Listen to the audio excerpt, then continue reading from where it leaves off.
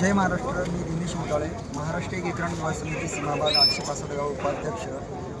मी भालकीहून आलो आहे कारण काळा दिवस पाळण्यासाठी.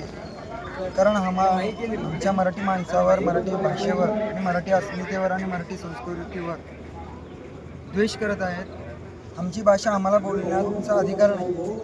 भारतामध्ये संविधान चालतो, पण कर्नाटकमध्ये सीमाभागामध्ये संविधानाची पायमल्ली होती आहे, पायउतारा होत आहे.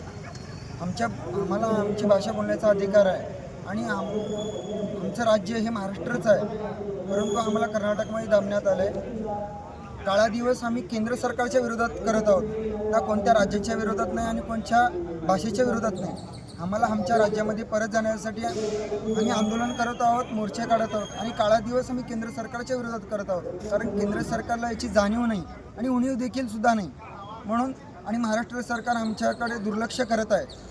म्हणून येत्या काही वर्षात आणि काही काळात आम्ही महाराष्ट्रभर आंदोलन करत आहोत. सगळ्या नेत्यांची साथ आम्हाला हवी तुर्तास. जय हिंद, जय महाराष्ट्र. बेळगाव, कारवार, निपाणी, बिदर, भालकीसह संयुक्त महाराष्ट्र. बेळगाव, कारवार, निपाणी, बिदर, भालकीसह संयुक्त महाराष्ट्र.